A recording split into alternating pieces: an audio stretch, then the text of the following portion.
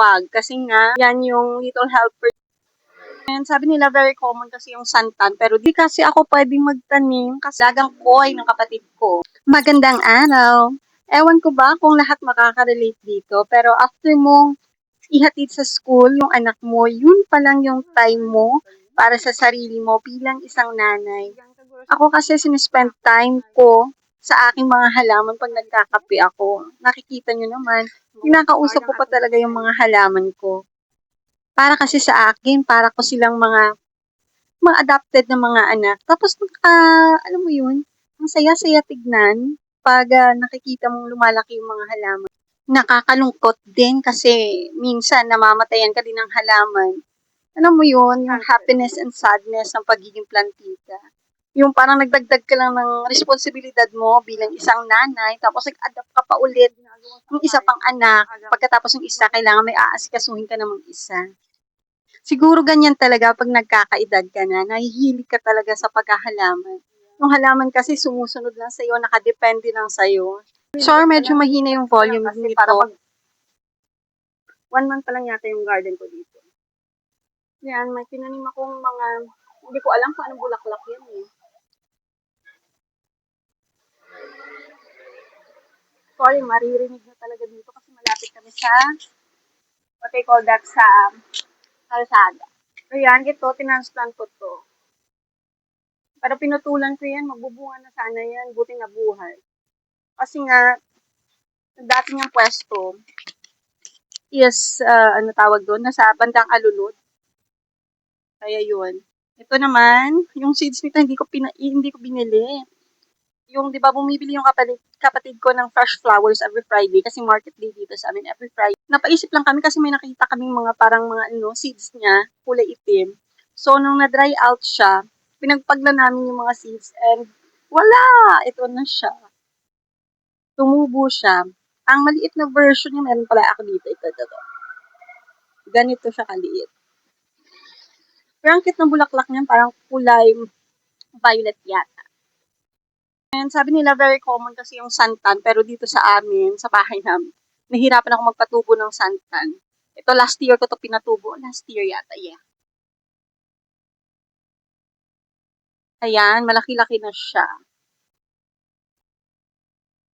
Hindi kasi ako pwedeng magtanim kasi yung pinakailalim nito, concrete eh. May portion na concrete. Kaya ang ginagawa ko, tinatambakan ko muna ng lupa. Parang trial and error muna sa mga halaman. Nilalagyan ko yan ng mga ganyan. Kasi nakita ko kasi dito yung mga lumang mga plywood. Hinimay-himay ko ng maliliit. Tapos ngayon marami na akong millipedes dito sa garden. Yan, yung millipedes. Buti hindi natakot yung bunso ko dyan. Yung mga bata gustong gawing pet. Sabi ko, wag. Kasi nga, yan yung little helper ni nanay dito sa garden.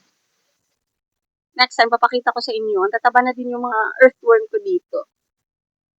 Yung sa portion na to, akala mo madumi lang to. Ano to? Improvise ko to na ginawang parang compost pit ko. Yan. Sa pinakailalim may mga ano na yan. Nilagyan ko na tabla dito. Kasi ay! Sorry. Nilagyan ko ng tabla. Ito tabla. Natatanggal to. Kasi soil na yung pinakailalim yan. Pero dito ko tinatapon yung mga medyo biodegradables. Ito hindi to takip to ng aking halaman. Dito ko yan pinagtatapon. Kasi nga hindi nga ganun ka-fertile yung lupa dito eh. Tapos kumukuha pa kami sa namin, sa bukid.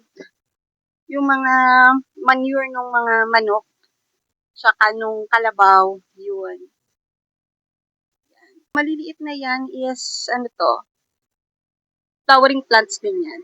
Ito din. The same nung pinakita ko last time. But parang kulay pink yata to. Yung alugbate, nagtanim ako dyan kasi may project daw yung bunso ko. So, nagtanim na lang ako just in case. Pero may tanim talaga ako. May communal garden pa din kami na malaki. Pero, dito, maliit na space. Ayoko naman pag summer na parang puro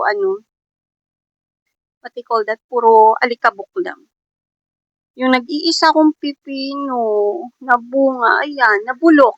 Kasi, Ilang araw ng ulan-ulan dito. Tapos ang lakas pa nung nakaraan yung ulan. Pero marami pa naman siyang bulaklak. I-check ko mamaya dun sa kabila. Kasi may tanim din ako dun sa kabila. Tapos dito, nilagyan ng shade net. Kasi nga, yan, dyan manggagaling ng tubig. Kaya nagkandamata yung mga halaman ko dyan. Yan, mga alagang koi ng kapatid ko. Tsaka mga pamangkin ko, ayan. Yan, ang lalaki na nila. Maliliit pa yan eh. Yung sinimulang alagaan. Hindi ko alam kung ano yung ibang maliliit dyan. Meron din dito, alam kong tilapia na ano, albino. Pero bibihira ko lang makita. Yan. Oh, 'di ba? Ang cute. Hindi nga lang gaano nalilinisan yung ano nila, yung tubig nila. Yan, hanggang dun yan, oh. Yan. Dito sila sa ilalim ng hagdan, bantay ng hagdan yan. Nasa maganda tumambay dito pag summer. Kasi medyo malamig-lamig. Kaya nga gusto ko ayusin yung area na to. Lalagyan ko din ng halaman banda dito sa taas. Yan, hindi kasi nagagamit yung space na to. May kubo kami dyan sa taas eh. Hindi na din nagagamit. Yan, flex ko yung bougainvillea yan ng kapatid ko. Tapos, binunot namin. Tapos, tinanim ulit. Parang, cute na bonsai. Ayan.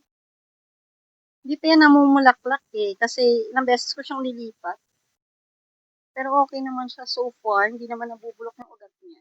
Pero next time, babawasan ko ulit yung ugat niya. Salamat sa panonood. Please like and subscribe.